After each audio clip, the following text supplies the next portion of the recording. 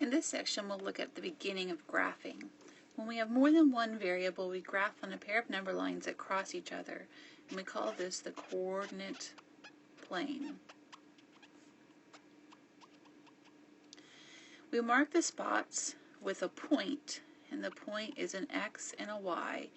Comma separates them and parentheses around them. This is also called an ordered pair because it's a specific order. The first number is always the X value, and it tells us to move right or left. If it's positive, it moves right. If it's negative, it moves left. The second number is the Y value, and it always tells us to move up or down. Up if it's positive, and down if it's negative. We start at the center, and we move from there. So the number line breaks up the surface into 4 parts, and these 4 parts are called quadrants. This is quadrant 1, we use with Roman numerals. This is quadrant 2, this is quadrant 3, and this is quadrant 4. The horizontal axis is the x-axis, and the vertical axis is the y-axis. That's because X is telling us to move left or right, Y tells us to move up or down. So we'll plot these points and then tell where they are. A says -6, 4. So we start at the center, and that -6 tells us to go left 6 and then up 4. It gives us our point right here, and we'll label that point A. That's in quadrant 2. We'll look at B. B says 9, -3. So again, we start at the center and we'll move right because it's positive, right 9. And then down because it's -3. So it's out here. We'll call that B. That's in quadrant 4. We'll put Q4 really. Q2. Okay. Remember that the coordinate plane or the graph doesn't really end when we see the graph or when the lines end on a paper. It keeps going. C is 3, 7, so we'll move right 3, and it's positive 7, so we'll move up 7. Gets us right there. We'll call that C right there, and that's quadrant 1. D says left 1, and then it says 0. That means we don't move up or down, so our point is just right there. And that's on the x-axis. It's not in a quadrant because it's on the line. E says 0, 4. 0 means we're not moving left or right. We're only moving up 4. So it would be right here. And again, that's not in a quadrant. It's on the y-axis. We'll label that E. And F says -5, -3. So -5 would be left 5, and then -3 would be down 3, which would be F. And that's in quadrant 3. Now we'll go the other direction. We're going to read the points off of the graph. So A, if we look at it, we would go left 3 first. That would be -3, and then down 4, so we'd have -4. B would have us go left 6, and then we don't go up or down, so it would be a 0. C has us go left 6 again, so that's our first number, and then up 5, so that's our second number. D, we don't go left or right, so that would be 0 first, but then it's up 2, so that would be 2.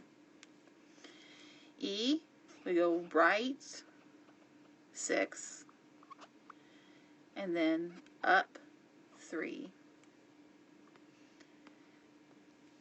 And then F would be right 4,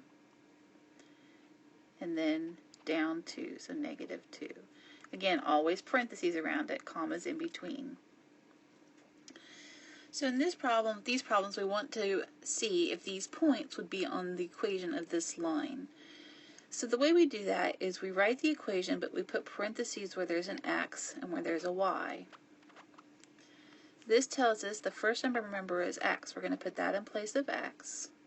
And the second number is always a y. We're going to put that in place of y. So we have 4 times 7 is 28. 3 times negative 2 is negative 6. Now 28 minus 6 is 22, and that is not 15. So this would be no, that point is not on that line. We'll do it again here. We'll put parentheses around the x and parentheses in place of that y. The first number is x, so I'll put a 6 in place of x. The second number is y, so I'll put negative 3 in place of y. 4 times 6 is 24. 3 times 3 is a negative 9, and that is 15. So this point would be on that line. And one more time,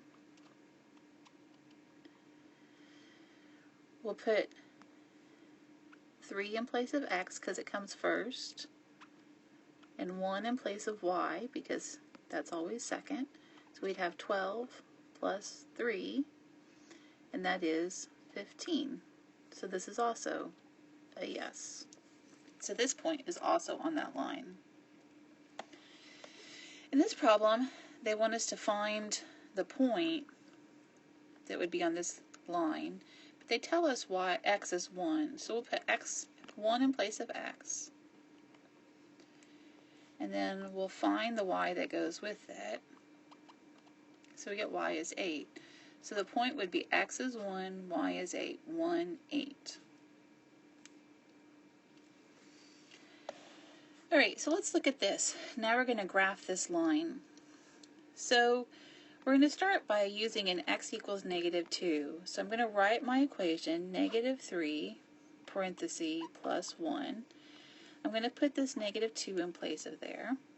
So that gives me 6 plus 1, and that gives me 7. So that's my y value right there, and that gives me the point negative 2, 7. So I'm going to put that on the graph. That'd be negative 2,